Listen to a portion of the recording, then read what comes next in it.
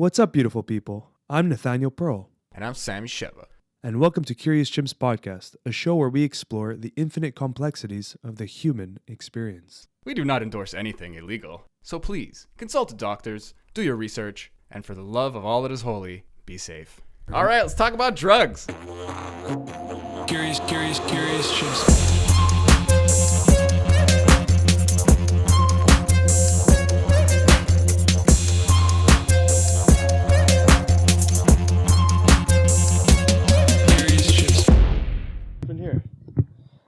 I'm just relaxed, bro. I'm tired. I don't know. I guess I didn't sleep well. I woke up a few times in the night. Had a lot of dreams. Went back to bed. Had more dreams. Are we recording? Yeah. Everyone knows about my dreams now. You want to play Would You Rather? Would you rather? Yeah. Would I rather what? Well, like, Would You Rather? It's a game. Never heard of that? No. Or are you just baiting me into asking? Would you rather? Is it like a 2-option thing? Are you serious right now? Yeah. You never played Would You Rather? No. You gotta be lying. I'm so gullible and I'm tired. I'm extra gullible right now. Is it like, would you rather eat a piece of shit or do something else kind of thing? Exactly. Like two options? I don't like this. I don't like the bad between bad. For me, it'd be like, would you rather always speak what's on your mind or never be able to speak again? So you go into the deep questions, not the fun. Yeah. Would you rather speak your mind or never speak again? Yeah, but you can't control it. You're always speaking your mind. You just speak your thoughts. Yeah. Or never speak again. Or never. I guess you could learn sign language or something or write shit down. I would do speak your mind because you can practice like deep meditation practices and just silence that bitch. No, but that's not the game. but that's my life afterwards. Oh, you silence your mind. Yeah. You like hack it like upstream. Afterwards, you know? Holy shit, bro. Yeah, that's some that. But then you're just going to be like, nice tits. Like, you're just, every now and then. It doesn't matter how much you meditate. Shut up. Nice tits. Shut the fuck up. Just don't look at tits ever again. Oh, speaking of which, I saw the funniest meme. It was a Buddhist monk, I guess. Or like he's looking down at the girl's tits there? Yeah. Way to spoil it. Anyway. No, but we talked about it on the podcast already. Did we? A long time ago, I'm sure. Okay, yeah. Way to spoil it. So I just stole your fucking thunder so hard. Dude, I feel stoned. If you're not watching, viewers, we got a new setup. You got to watch. Yeah, we're in a couch now. We lost the table. Would you rather the couch or the table? Yeah, that's a question for the audience. I actually like it like this. It's kind of weird. So far, so good, man. It's like I feel high. I feel like Doug. What's that guy's name? Mr. Stanhope. No, he's drunk. Yeah, he's more drunk than high. The Getting Doug with High. You never seen that podcast? No. He just gets blasted. He doesn't not stop smoking. He's the guy who did Super High Me instead of Super Size Me. I love it. He just got blasted for 30 days, and they found out nothing changed, but he was slightly more psychic. They tested out his psychic abilities. That's a thing. Speaking of Super Size Me, that movie was really interesting, but it's also kind of unrealistic how he went about it. McDonald's all day, every day for 30 days. That was crazy, but what killed me was that if they ask him if you want to supersize it, he has to. Like, why can't you just eat what you want? Like, your body wants McDonald's every day. After 4 or 5 days, maybe you're like, no, you couldn't do it. You would be so sick. I don't know. Well, his video, that was a great documentary a long time ago, actually. It was great. What the best part of that was there was 2 documentaries at once because he had the glass bell there with the food. Wasn't that him also? And it was just going bad over a month. I don't know if it was him actually. Yeah. And where the you see burger, how it didn't the even fries, mold. nothing changed. It's full of preservatives. But I feel like that's food. Most food, like prepackaged food for if you bought like a fucking Twinkie and put it in a thing. Yeah, but if you made a burger and fries, like carrots don't go bad fast, but like even potatoes will go bad on you. Like, it's the type of food. If I buy some Oreos, like Twinkies in Zombieland, like the joke is that they don't go bad. They survive forever. Yeah. But you know what you're eating. Yeah. But a burger, it's supposed to be meat. Well, if you're spending like veggies. $1.50 for a burger, it's not. It's McDonald's. We all know what we're getting. We can't complain anymore. It's fucking delicious. It's better too, than though. it's ever been too. There's no more Dramamine in it. It actually, like, the regulations got a little stricter. Well, what was that? Do they still do that pig slime thing in the chicken? It was like this whole controversy for a long time. Yeah. I don't think that was real. I have no idea, man. But I'm sure they lobbied. But everyone watched like a YouTube video and saw pink slime, and it was like the trend. But whatever it is, it's definitely not good fucking meat. You know, they dye it and bleach it, and like they make it. Yeah, it's chicken. Chicken is not a good meat anyway. Just the way they're treated. It's not the. Yeah, well, like the mainstream farm chicken is garbage. In general, all they pump that stuff with like sodium water. When they dye, they pump the chicken breast with sodium and liquid. It's like this solvent, and it inflates the breast. That's why when you cook you get these massive chicken breasts from like Costco or something. And it just goes. Yeah, and then when you cook it, just like this fucking water releases, and the chicken breast ends up being like a quarter of the size. I would eat so much less meat if it was just quality. Even like we should get Peter back on to go more in depth about groceries, because for ground beef and stuff, they spray it to make it redder. So then when you buy it, it's like this red meat, but the next day it turns brownish black. It's like it really, if it hits the air, it starts turning. As soon as it gets the oxygen on it, it just boom. That's what bugs me about the Beyond Beef and stuff like that. Like, first of all, it's like soy meat, like whatever. Like, what is this stuff? Yeah. You know, it tastes like pork and stuff, and it's like not meat. But they put heme in it. What's heme? Like the shit that makes it's like the stuff in your blood that makes it red, and it gives like a certain look and a certain flavor to meat. So they started putting it in the Beyond Beef and the Impossible Burger and like these products. I don't trust this shit, man. I mean, I don't trust anything. I'm like one of those paranoid androids. But you know what the problem is when it goes mass market, there has to be all this shit added to make cheaper costs, you know, more popular item, taste better. Like they start throwing extra stuff. Like the premise probably was nice.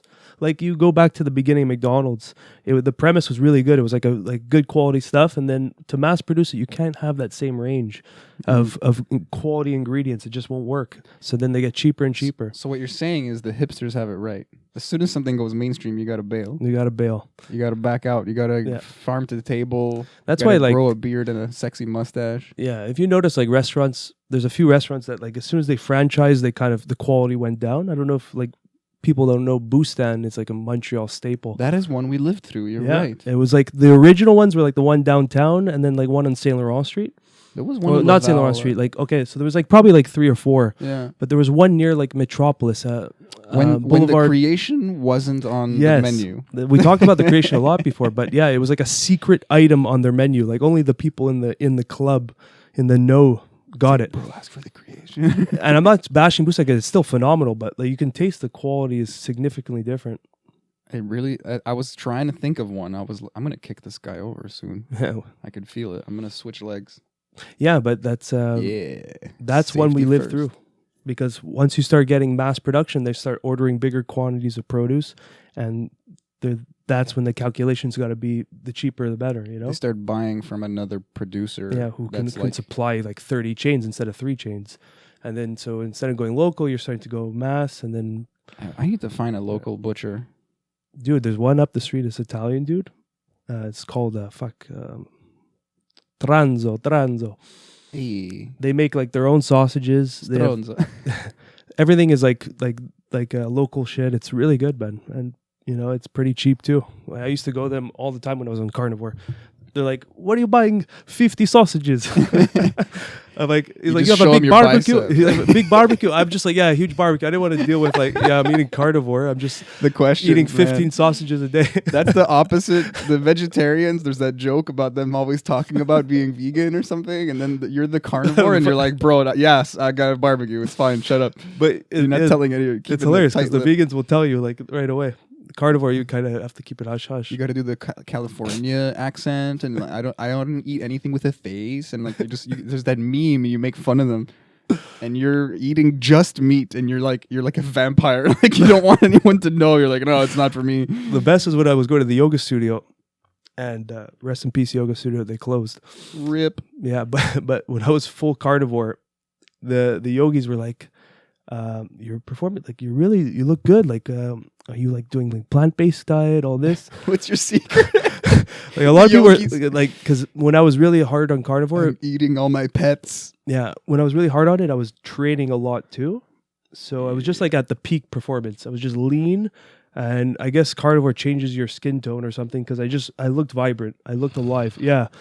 So I was just like really deep in my yoga practice, and people were noticing like people notice you when you lose like 5-10 pounds in a few weeks. Like it's like, what the fuck just happened? You know, especially when they see you daily. If you're working out as well, you're just transforming. Yeah. If you're getting less fat, more muscle, you're just like, oh. They don't even know what it is. They're like, why are you sexier? So they asked me, like, are you plant-based? Are you doing vegan or something? I'm like, yeah, something like that. You don't want to know. Carnivore. But it's like they put me on the blacklist. That is so funny, man. That studio was good. They weren't like, there's a lot of studios that are, it's like a religion in a sense. You know, it's like an ideology. Exactly. The real yogis, they'll say, like, if you want to attain a certain thing, if you're getting to a certain practice, then for a certain time, for a long time, it would benefit you. I was going to say beneficial. It's going to beneficial you. It's going to benefit you. That sounds French. It's going to benefit you to not eat meat. But the explanation that I got was that if they have emotions, then in some weird way you're eating that. So I don't get it, but like I try to feel it when I'm eating a cow. I don't like this beef, pork, chicken. They just call it chicken. They don't give a shit. Yeah. But I want to call it's muscles of an animal. I want to be real here. And but my point is, like chickens don't have fucking emotions, bro. They're lizards. They don't give a shit, bro. When one of them dies, they start pecking at it. They don't know what's going on. Yeah, I've owned chickens. They're fucking morons. It's true. You used to have a chicken coop. That's wild. But they're kind of intelligent, no? No, bro. Well, I've heard people say that they get pretty intelligent. I mean, a lot of birds have intelligence. Like they'll run at you if they recognize you. Like I don't know if that's actually on a scale. They don't really recognize like some birds are intelligent and they have certain parts of their brain that are bigger, and you know, like you could talk about like crows and pigeons and stuff recognizing you and then flying on you and shitting on you and attacking you and all these things. But these fucking birds have no idea what's going on as far as I can tell. If I meet a cow or a horse or just something that's like fucking stupid, like its eyes are far apart, you know, like it's that kind of animal. Yeah. It's like meat. It's literally food for the wolves. Like it's there to You're aggravating so many vegan PETA people right now. Do they really even listen to us anymore?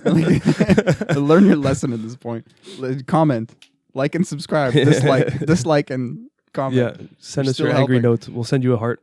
We'll see. Make me laugh.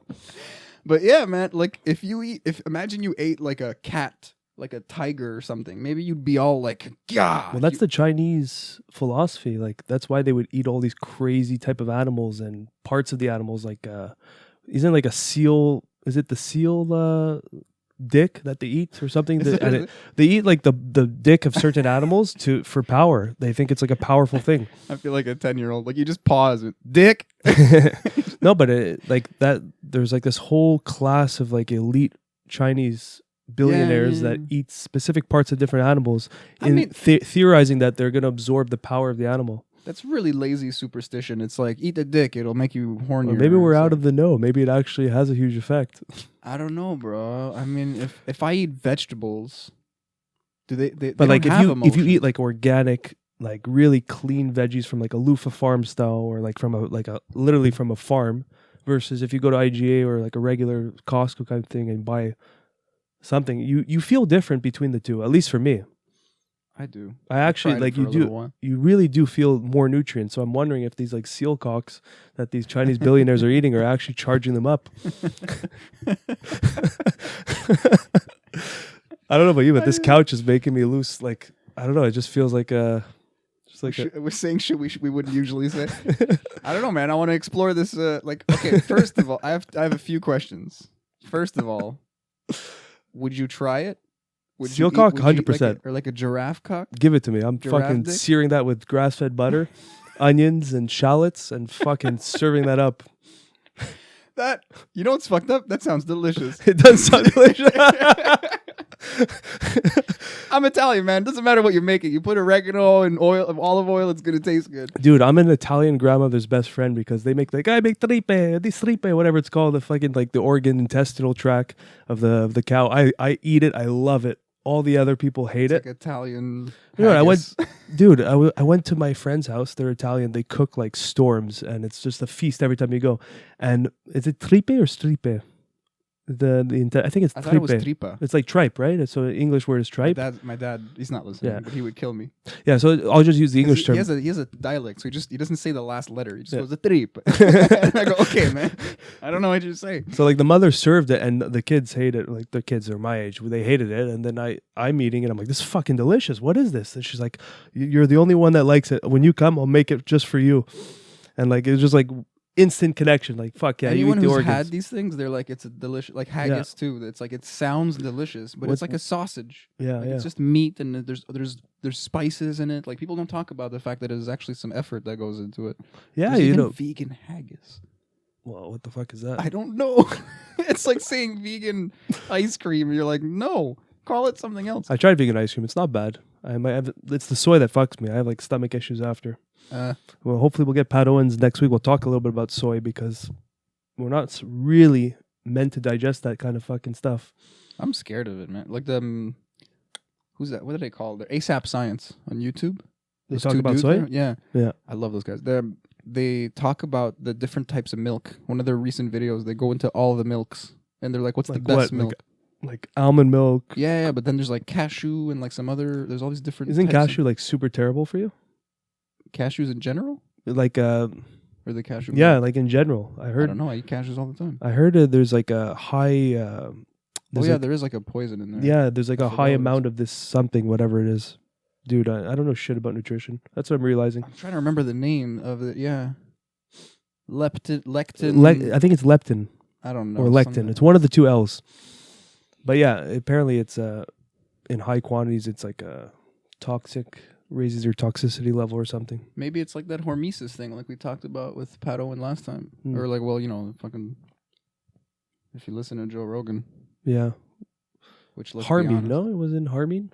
I really don't know. Yeah, anyway. We'll ask Pat when we get her. I want to take it back to... Why did we... Yeah. Let's go. We just keep glossing over everything. Take it back, bro. Take it back to the... It's a little bit in a different direction, but it's about feeling the animals and stuff like people talk about when you eat it. Dude, I had a fucked up experience with rape once after... Because I was heavy into carnivore at the time. Uh-oh. And it's funny because when I eat a lot of like... No, I don't know if it's all correlated, but I was avoiding rape at the time when I was heavy on carnivore because the quality meat was really low. So I'm like, all these talking heads in my mind of like factory farm meat and the torture and all that kind of stuff, like the dark stuff, the dark history behind the food we're eating. That is a good word. We are torturing these animals. Yeah, it's savagery. And a big thing of the big criticism I have for carnivore diet for myself and what I was told to me is the quality of my meat is so shitty. And I agree, man. I want to do carnivore again in the future, but I need to get a good source meat from like in the most ethically murdered fashion. But anyway, so that's a tough one. If you had to eat an animal, like if the emotions or the characteristics were a factor, obviously emotion wise we would want something that's hunted and just quickly murdered, and it's lived a good life, it's ate grass all its life, it's run around all its life, you're eating just like venison or something. 1 hour moment of murder, and then you eat it. I think I'd go for a deer. Temperament wise, it's just like it's like super relax, and then just like could jump like over a car if it gets started, like a cat. Doink. But dude, have you tried elk? I don't think I have, actually. It's phenomenal. I've only had it. I had caribou wild. I never had wild elk, but I had it from grocery store. It's actually really, really tasty. I had alligator once. Me too. Delicious. Really delicious. Yeah. I ate. But to be fair, it's probably like a Cajun style, like super salty. For me, it was fried. It was like, it tastes like a chicken nugget. It was chickeny. Yeah. Very similar. Some things taste like pork and some things are beefier. This was very chickeny. I just said before I didn't want to use those words, but it's just ingrained. This was it tastes like chicken, for real. Anyway, yeah. But go back to the rape. So I did it. It was one night. I'm like, you know what? Fuck it. I need to see energetically what's up, because rape, we've explained it too many times, but I'm not going to explain it, but it just aligns you with what you're feeling at the deeper layers. So I did like a heavy dose of rape. And dude, I'm telling you, it was the most fucked up shit ever. I had a vision, like a visual, full-on visual. Was it that DMT rape? No. It wasn't? The Yopo. Which one's that? That was the DMT rapé. Okay. I didn't do that one. Was this more male or female rapé? I know you have like these. Yeah, I kind of categorize it. I don't know how, because it's based on who created it. Like this was the male one. But the so far it was energy. right. Yeah, man. yeah. I find like the harder, more pungent smelling rapés are more of like the masculine energy, and the more like cinnamon, like a little, just Christmassy home feeling. One of them takes your hand, the other one shoves you in the fucking water. That's it. So I categorize the two in masculine and feminine energy. So this was definitely more of the masculine energy. Mom and pop, bro. Yeah. So I did, dude, the vision. I'm loving this couch. It's pretty cool. Huh? I love it, man. It's like just chilling. What was I saying? Vision. Yeah. Meat. Dude. Rapping. Yeah. So when I did, doing it yourself is so fucking hard too with the self-serving curape. I know, bro. You're crazy. Self-administered rapping. Administer, yeah. So you have to blow it in your nose while not breathing in. It's like stabbing yourself. Like you must hesitate so badly. Yeah, you're like, why did I do that? Yeah, it's tough, but it's an art in its own. I have another story for Rappe after. Nice. But so it's anyway, so funny. It's like, why are we doing this? So when I did it, I had this vision, bro. And it was like, it wasn't like a visual like experience like what we're having right now. I see you, you see me. It was more like the psychedelic energetic visions where you just like see shapes, but you know what it is. Like a mix of the info download and the shapes. Yeah. And you see like and the sounds. moments. And it's like communicating above visual. It's like you know what you're seeing, but it's more of like this like 5-dimensional experience where you're seeing the sounds but understanding the sounds. I love how I know exactly what you mean. anyone who's done a psychedelic can like I know what you're talking about, you know? So it's because I'll bring it back for 1 second. Like the whole, if you've never done psychedelics, I remember distinctively my first experience. I was anticipating seeing regular reality, like this room, like you and me, but just different or stuff that's not there. Just like like a pink elephant would pop up, and just me and you would be like, "Hey, who the fuck's that guy?" And we would just laugh, and then it disappears. And then I was like gravely mistaken.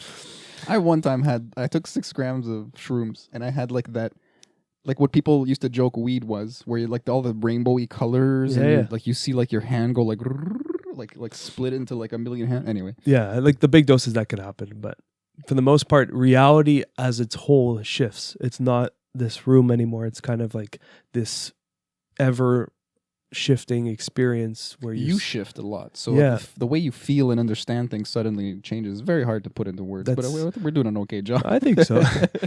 60 something episodes in, we did a decent job explaining the psychedelic experience. But so back to the rapé. So I was in that kind of, I would say if I need to describe it for a fellow psychonaut, it was like pre-peak in mushrooms where like the room is kind of like, you know, but my eyes are closed, so just the black is vibrating. And dude, I just hear screaming and crying, but it's all animal sounds. I think you told me about this. I may have told you actually. Yeah. And it was just like, I heard like sheep. I don't know fucking sheep, but I heard like sheep, goats, cows, everything screaming, chickens. Like there was just noise and chaos. And it was like getting louder and louder and louder. And I'm just like fucking trying to stay centered, you know, like try to breathe through it. But it was really overwhelming. And then there's like a little voice that came in. I guess it's me. Well, it's a segment of me. It's all you. Yeah. And it was saying like, it's okay. You can do this, but you need to be so appreciative of what you're eating, and you need to thank it.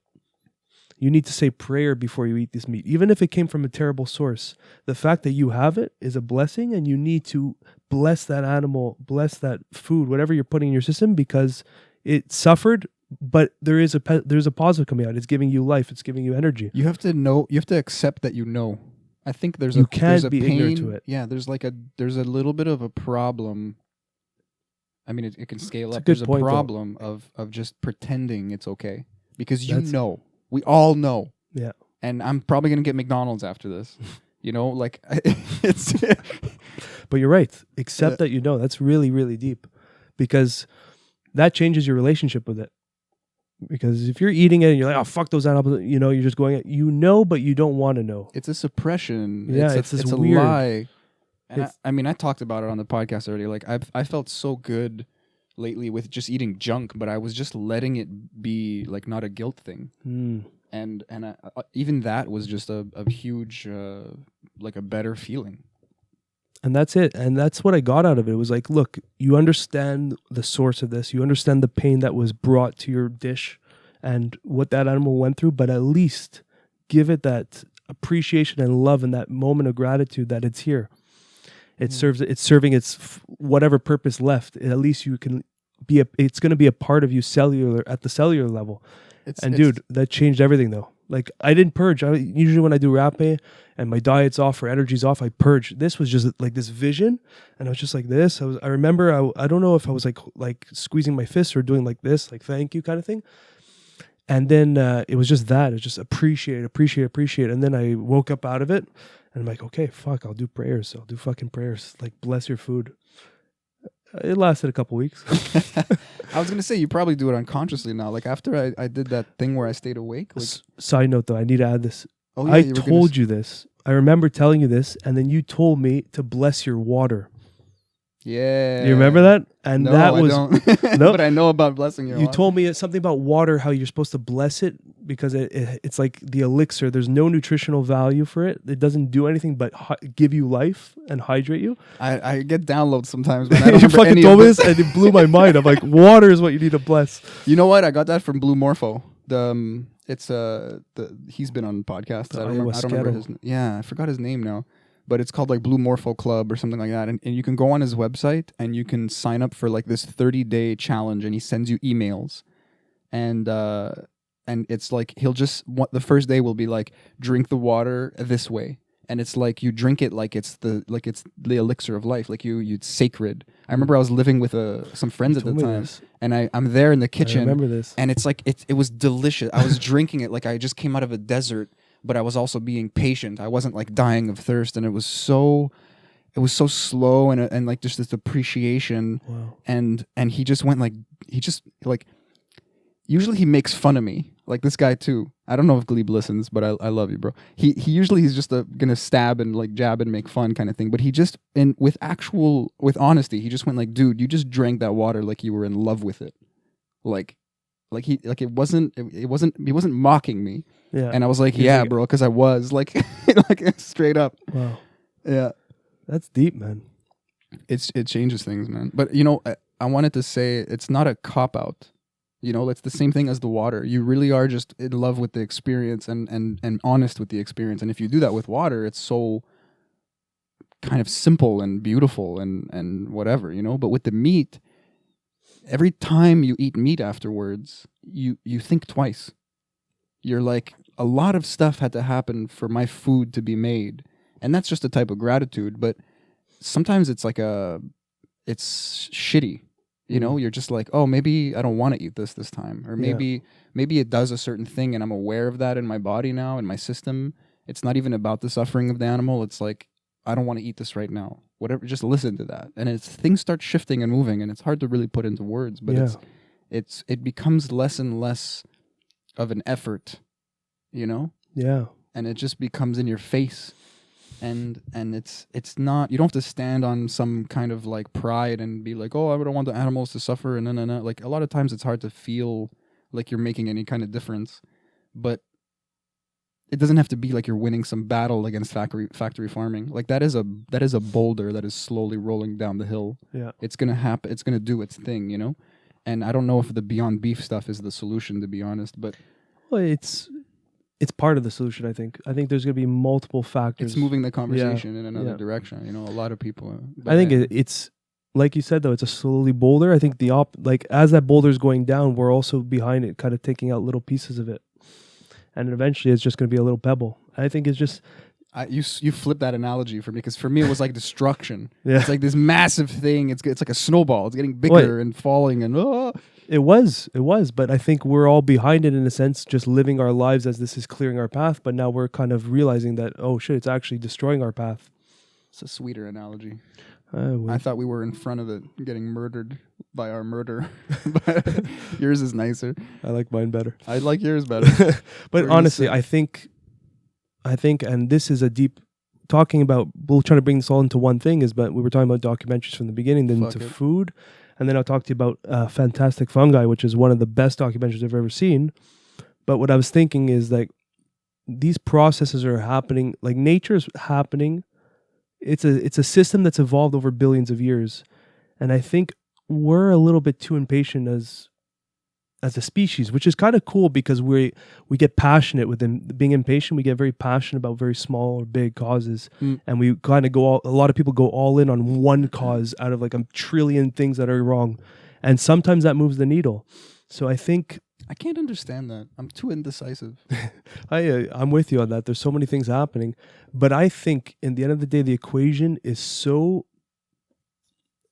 It's so... what's the word I'm looking for? It's so sharpened. The equation is so mathematically perfect from such a long duration of trial and error and failures and successes. Like the natural forces are billions of years old, and we're here as a human species, conscious, aware for what, 100K years? Like civilization's what? Well, debatable, like, 50,000 years? Like, what's your definition of aware? Like knowing we're I gonna guess die, we're starting to make a big impact or bigger impact on the environment and more aware of more conscious. I'd say like 20,000 years. Yeah, let's aim even higher. Let's put 100K years. Okay, let's just go fucking wild.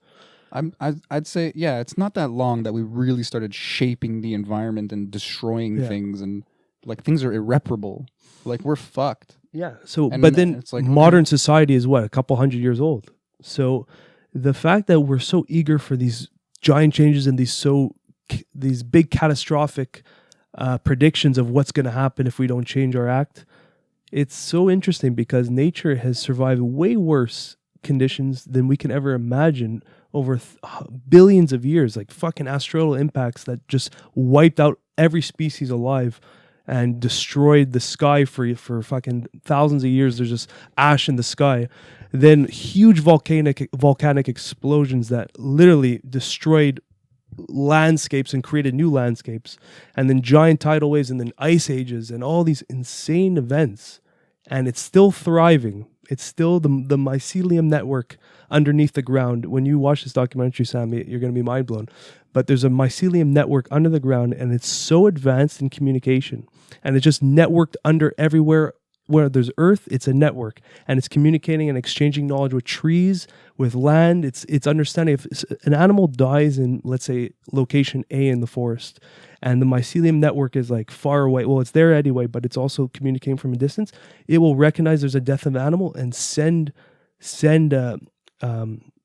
information to that spot, and then mycelium will communicate to the mushrooms, and they will come out and digest the dead corpse, and it goes right back into the network. It is so fucking advanced. It's like a full recycling system. Like this machine is just working. So yes, look, I came to a realization that we do have an effect and we could be more conscious and aware. It's not saying to just put our feet back and let nature fucking replenish. Because if we did that, it would just eat us up. Yeah, that's some Bill Gates continue the lockdowns logic. But it's so advanced that we just need to calm it down a little bit in terms of the pointing fingers and the screaming and the shaming and this, and just kind of learn to understand this network better so we can live more harmonious to it. I think what you're talking about is like a realistic shift of consciousness. Instead of halting, instead of like having extreme polarizing moods, just being like, hey, look, capitalism's a thing. We can't just ruin entire industries because that's going to fuck with people's jobs. Money is a thing. Let's not just be crazy hippies here. Let's not abolish everything that got us to this location. But to your point, the nature will swallow us up one way or the other. That's it. But so we got to be careful for the survival of our species. Exactly. Yeah. But I'm okay with that. I don't want like spiders to take over or like robots in the future. Like I want humans to be preserved. I have a bias. I'm a human. But like, we all have a bias. But even just in terms of the science of yoga, just this idea, this ideal of the awareness that we're capable of. Even no matter how smart you'll say an elephant or a whale is or something, we are upright, bipedal, thumb-wielding, communicative, social, like we're the best. We're the best when it comes to consciousness and awareness. We have a lot of responsibility there. I'm not using it to boast and to say we can just do whatever we want. But like, we are worth preserving in more ways than we can understand. Because the fact that we could have these conversations and all this shit, you know, you're talking about modern society. It's not even a few hundred years. It's like 20 years, 50 years. Yeah. Look at all this fucking technology. It's true. It's true. And ridiculous. I think why we're so unique as a species and why it's so crucial to preserve us and to save us and to really expand us is I hope because you say something funny right now. No, but it's because of our potential of becoming multiplanetary. I think that is why we're at the pinnacle right now. I don't even care about that anymore. I know the potential, I'll agree with you on the potential. The fact that we have the ability to affect the world that much, but I think we got to go deeper inward and just stay on the planet. Well, maybe not forever, but like we do not understand how the universe works, and we are bottlenecking ourselves into the physical. Yeah. And it's so... It's... I don't... Like, if you say this shit to like a scientist... They're going to be like, you know, you just got to accept what's real and move forward with that. But it's like, you don't know what's real.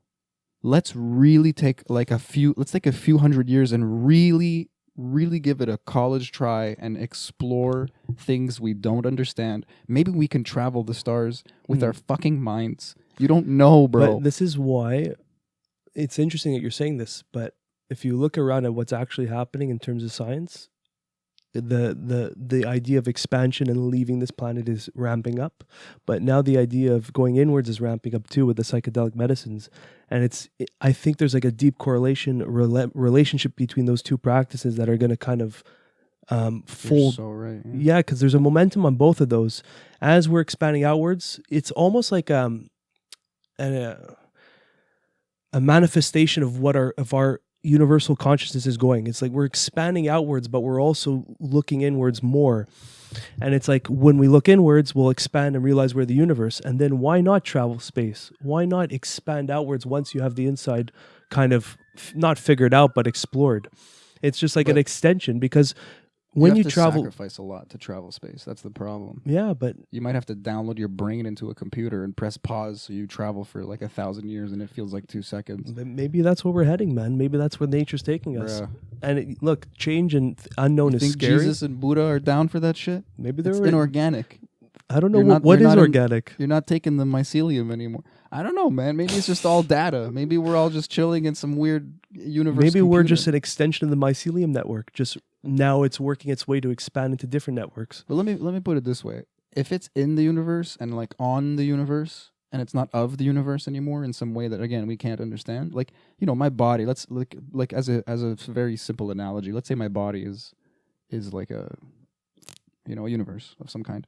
And like we're talking about humanity as like a culture, like an organ or a cancer even, or a blood cells or something, some analogy. What if the danger is of killing yourself? The information will still be there, but you're inert. You have to keep there's no more like energy of love that's just flowing outwards and allowing you to be this organic experience. In the real sense of organic, but also in the figurative sense, in that it just kind of flows, but that it's also alive. We have to keep reinforcing it, keep brushing the rust off, keep rebuilding. You have to keep loving it on the outside, or else it's gonna die. And it's like a tattoo on my body, or like a piece of dirt. It's not on my body. It's on my body, but it's not of my body anymore. And maybe in some ways now it has other capabilities and blah blah blah, but it's like a pigeonhole. And you know what's funny? We're kind of talking about the movie Cloud Atlas. I've never seen it. No, sorry, spoiler. I mean, not really spoilers, but like, it's an old movie. I don't give a fuck, man. Go watch it. Pause this and go watch it. But it's a Wachowski. I forget that people could just pause this and just do some other shit and then don't come back. Pause us. It's rude. We get frozen in a limbo and it's very painful. It fucking hurts. We got shit to do. Did you just pause us? We felt that. No, so. Because the movie's bouncing a lot through time, and there's things in the past, and then in the present, and then far into the future, like in the future, and then far in the future. So the far future one, there's literally a section of humanity that bounced, and they're spacefaring, and then there's a section of humanity that stayed on Earth or got left behind in a sense, and they became extremely nature-based and spiritual, and they had like psychic abilities and and they were kind of like they were vision based, and they had this kind of intuitive, like semi-conscious life. And then there was literally these robotic, like half technology humans who came back and were like, oh hey, like we forgot this person or whatever. Again, watch the movie. But I got to cut you off for a second because this popped into my mind as you were saying this before this explanation of the movie. And I think I realized why it's important to have these two paths of one going out into space and seeding. They and create each other. But it's like if you look at like the relationship between us and chimps or us and dolphins, there was a moment in history where it's not as simple as this, but I'm going to break it down to the simple analogy that like where we both evolved, some of us on land and some of us chose to stay in the water and then evolved as dolphins. I think that's what's going to happen, where there's going to be a section of the humans. My dolphins. There's going to be a section of humanity that's going to want to leave this planet and grow and expand there. And then there's going to be a section that want to preserve this planet and stay here. And you're probably going to have like two different species. If we're looking at 5,000 years from now, if it actually, that trajectory played out, you're going to have these interconnected humans in this planet, like with the mycelium network, like Avatar shit, like some fucking Avatar shit, like fully connected to the plants and everything. And then you're going to have like these cyborg species that are just searching the universe for new planets to my question, okay, to expand in. That is a great point. And then there'll be just two different species as if we're human and chimp. Like it's going to be that distinction. Which one's going to last longer? That's the fucking system. It doesn't matter. They're both going to live. Maybe the chimps are still here. Together. The chimps are still here. We're still here. There's still this weird relationship. Okay, but this is my utopic future. Okay, because we did branch off. We were like aquatic apes or something. And you if you study evolution, you understand that environment or circumstance will force you to branch off, and eventually that led to us. So some things are still fucking like dumb monkeys, and then there's us. Yeah. So again, like which one's the better path? But maybe as we grow in that way, we do separate, but there's a balance now. And imagine you have like some fucking Borg in space making sure we don't get hit by meteors, and like traveling the stars, and then you have us who are like half fucking plant now or whatever the fuck, and we can't defend ourselves from certain things, but like a stupid virus, like coronavirus or something, would just kill all the Borg people. Yeah. So there's this balance now, and we're even more, we both understand that we need each other, and we become this, like, we're both human, we're both very close in DNA. Like maybe it's like separating over time, but like they need us to replenish their numbers. Because we're like the seeding planet. We're just this but they become this like it doesn't have to be us, like we sacrifice our humanity, but like some of the humans are like, yeah, let's go to Mars, like those people. They're like, yeah, let's become fucking robot people. It's like, okay, if you're down, then you're gonna serve us and we're gonna serve you. Like it's not a selfish thing to be like, it doesn't matter what you become at this point. As a human being, you can't override the fact that you want to perpetuate yourself. If you're going to clone your consciousness until to the nth degree and think that you're living forever, like, I have news for you, but if you want to lie to yourself, okay. But one way or the other, we want to perpetuate ourselves. We want to last. I don't think there's going to be some robot that hits enlightenment and says, yeah, I'll turn myself off. Maybe. I don't know. There was that cool movie. Her. Yeah. That was not the movie I was thinking of, actually. But that was another one. The AI achieved enlightenment. And just said, please. Okay, we're good. Yeah. It's hard to say. I think there might be... Doomsday Book? Doomsday? I don't remember the name of the movie. But I think there might be this mutual relationship between the two, because whoever expands outwards is going to realize... Well, probably already realizes it, but is going to understand how crucially important this planet is for also preserving life if shit doesn't work out over there, Yeah, man. Imagine a species that's that advanced. We're already going to take over the sun, We're going to be like this type 2 civilization that's like they have this thing now where it's not a Dyson sphere, but it's called like a Dyson spore or cloud or something. Like you have these tiny structures built all around the sun, so it minimally blocks the light. So the planets are still very much habitable. Like Earth is still very habitable. It dims the light. Wait. This is a man-made? Yeah. Okay. So this guy, I don't remember his name, Dyson. He's like a scientist. He do the vacuums or is someone else? No. It's just a coincidence. Yeah. Okay, good. His name, I don't remember his first name, but he, let's call him Dave. Dave Dyson, the double D. He had this idea of advanced civilizations taking over. Like you just need more energy. You need more resources, and it's like first you become one with the earth, and you're not depleting. You're always like you're taking as you're giving kind of thing, or giving as you're. I don't know how to put it. Give and take. Yeah. It becomes zero sum kind of like you're not destroying the earth anymore, and you're able to perpetuate your population without any problems. Like you get it, and that's a type 1 civilization. So we're not even really there. So he's changing the 3 types because I understood the type from a little bit of different perspective. I think he's the one who started it, or no, someone else did, but he just theorized the Dyson sphere. Yeah. The type 2 takes over or gains power from the sun, semi-directly. And then type 3, then there's like type 5. Type 3 controls if I'm not mistaken, it's now taking over the galaxy's power from the black hole. And then multiple galaxies, and then eventually maybe even the universe. And then it's like, we're getting into weird territory. Michio Kaku had a great explanation for people who can't visualize the difference between type 1, 2, and 3. He was saying that the internet is the beginning of a type 1 civilization. I remember that. Yeah, I think we've even talked about it on the podcast before. Like, you need a telephone system. Type 1 telephone system. Like the internet. Like if you look at how telephones evolved, there was like a fucking cup and a tube and a little thing in the wall, and you're just echoing through it. Did you ever have one of those as a kid? No, but we used to have in my house. We had like the vent system for like with the fan, where like if you were in different rooms, we found that they were connected. So I would talk to my brother and my sister from my bedroom to my parents' bedroom. Like, hey, you hear me? And you just hear a little echo. You just aim it. So that would be what me and my brother and my sister were doing, was like a type 0 beginning stage telephone system. And 0.1. now I can message my sister in Israel and she gets the message almost like 5 seconds.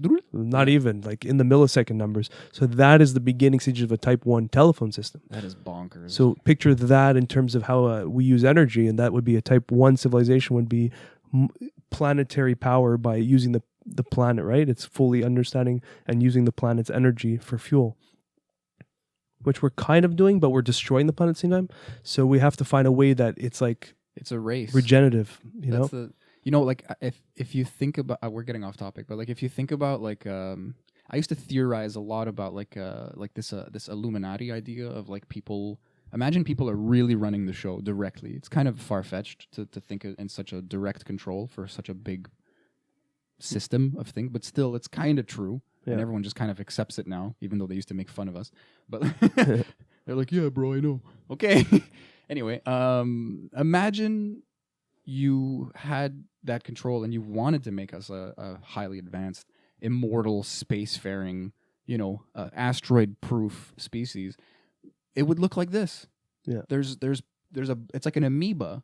Like you're concentrating resources into cities and certain places, so that certain technologies grow, so that you can win the race, because you need so much resources to keep everyone alive, so they don't rebel, so that you can continue this game. But a lot of people are suffering, a lot of animals are suffering, a lot of the earth is being destroyed. So it's this crazy spinning plates balancing act, and then suddenly we have free energy and like we can just push a button and like a forest pops out, and like we don't know, like we're gonna lose so much. But that's just how time works in a way. Again, I never want to be flippant about this, and I want to preserve a lot of the information, but I just feel like yoga gives me this weird, sometimes cold, like a viewpoint where there's a fundamental information about being human that's more important than like the names of stuff or the dances and the specific decorations, and things that have meaning and purpose are what are going to last. And then things that have some meaning and purpose and utility in the moment are going to pop up and die as generations pass. Everything else is forfeit. And we just preserve some of it because it's memes. We just go like, the Buddha. Like, that guy did a cool thing. We care about, we have an ego. We care about our suffering. These things stay for a reason. Funny things, horrible things, they stay for a reason. Everything else just kind of goes away. And it sucks because that's like species sometimes. Yeah, well, I think even without our impact, there's like some crazy number of species that go extinct every day. And then with our impact, obviously, it ramped up. But without humans, if you took us out of the equation, there's still a huge number of species every day that just disappear. We are taking bites out of the rainforests around the world. Yeah. Bites every day. Chunks are going away. It's going to come down to the reality of it's to save our species, we're going to have to change our habits, because if you are that Illuminati control that we're theorizing, you see this happening and you realize it's also a threat to your business structure, because it's not about capitalism. Well, your control structure it's too.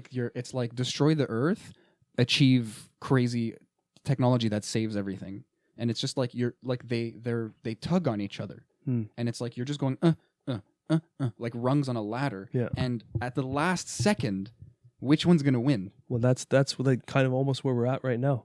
We're like a few years away from that. There's a weird logic to it. I don't know if we're doing it. If someone's doing it consciously, like some fucking overlords. It might just be the progressive. It works either way. It might be the way. It's somewhere in the middle, is what I think. Yeah, the truth is always in the middle. You know, you go to both extremes, and then you kind of find the answer somewhere there. Hashtag middle in politics is probably the best place to be. That's a really long hashtag. but that's what I love, though, is like you can go down those extreme rabbit holes and then to the other extreme, and then you're going to figure something out, some truth to both sides, and then you're just going to be like, the reality is I have no fucking idea. Yeah. But yeah, what was I going with that?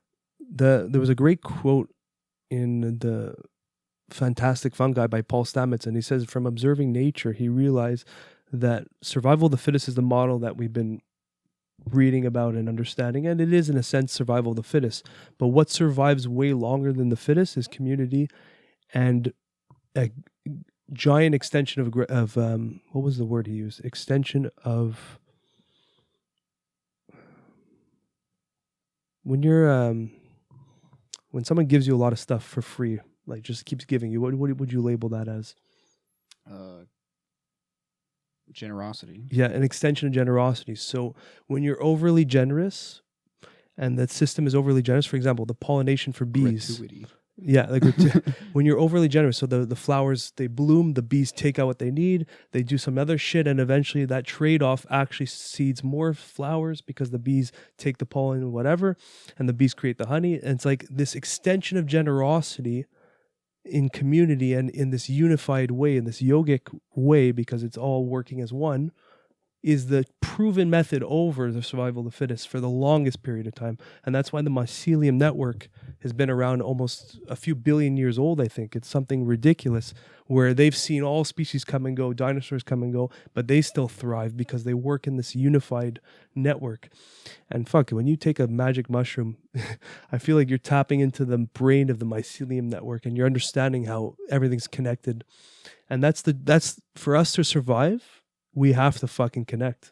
We have to eat the mycelium network, eat the fucking mushrooms, and realize that we're all fucking connected. I'm not even kidding, but it's so true.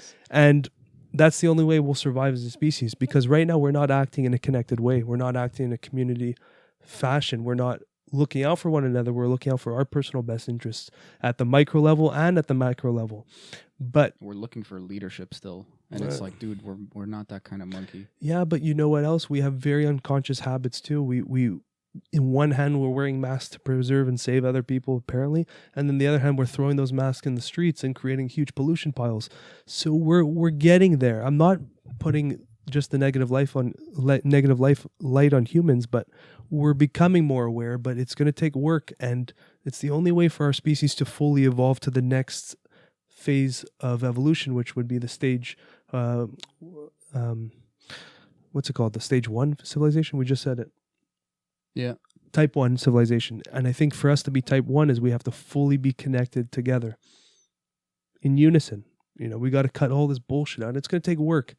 And it's our impatient ape mind that's saying it's not happening fast enough. It's chaotic. But I think these networks happen over a longer period of time, longer than maybe our lifetimes. But if we are surviving, it's because we're heading in that direction. I think we're just impatient because of like stories. We're children.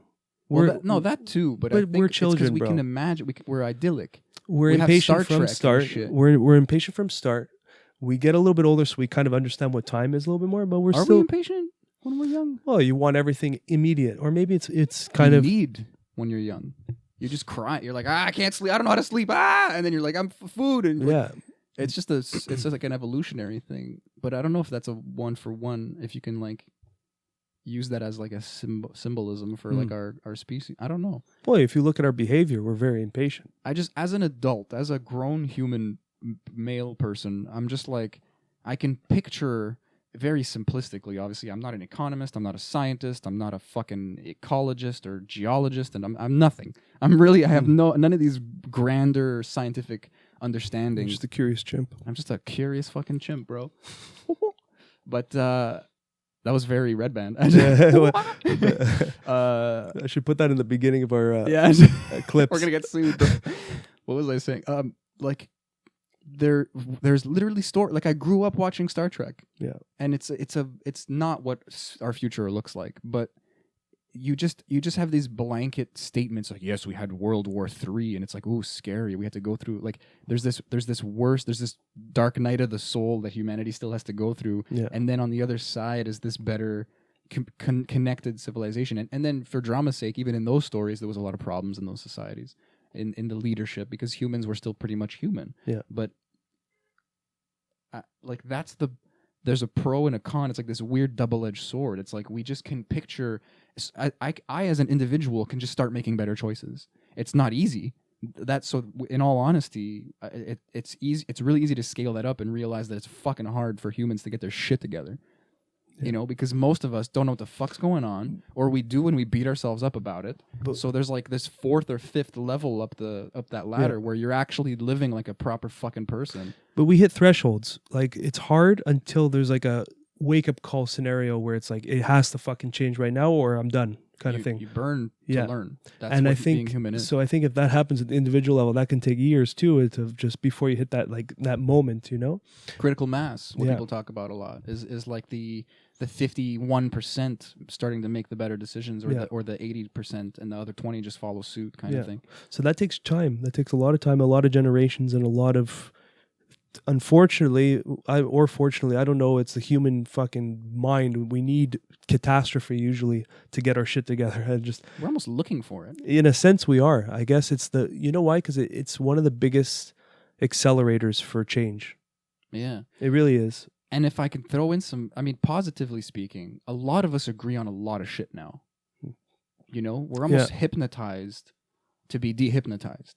You know, it's like no one will disagree that factory farming is destroying the planet. It's not good for our health. It's horribly cruel to animals. Yeah. You know, like I don't know if hunting is sustainable. In the large scale, no. It just isn't? It's just not possible.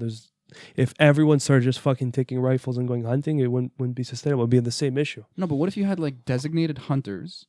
You had people making sure populations were good, but you let too many people, man. There's too many people. But what if a lot less people ate meat?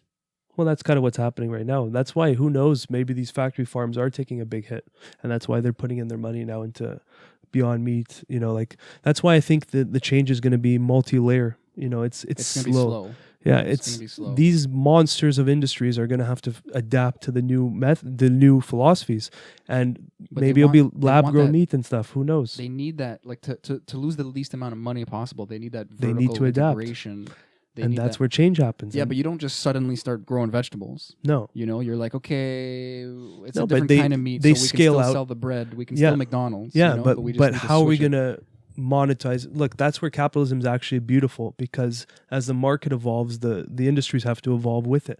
McDonald's is serving fucking salads and smoothies now. That's because the conscious awareness of the individual consumer is becoming more healthy. So yeah, look, I just realized we're mad at stuff like corporations because they're ruining capitalism.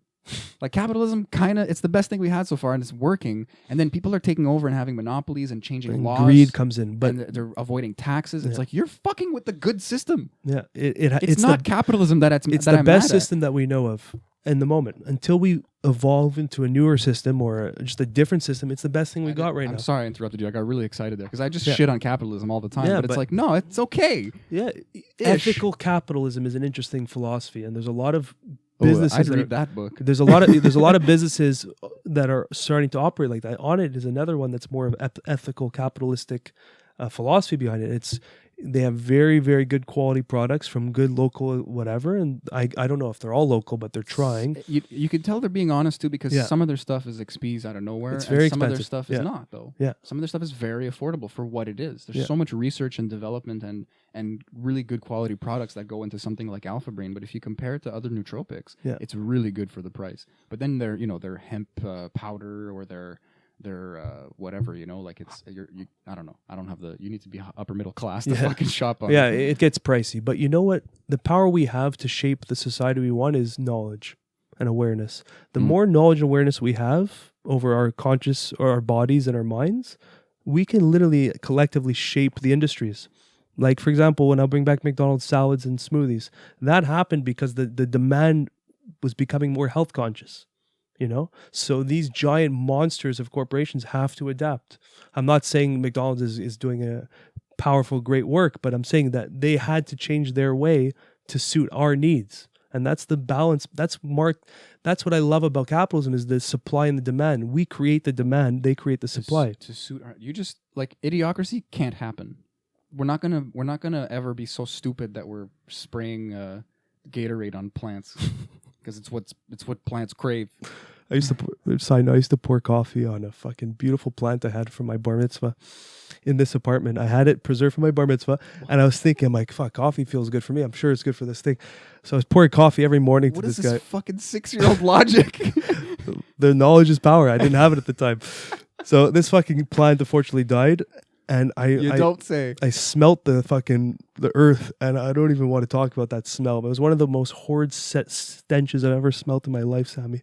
It was molding coffee, some fucking, I don't even know what was growing in there. But dude, I can't even picture the smell. I can't even imagine. You don't want it. It was so horrid, and I'm like, how did I survive with this in my room for so many years?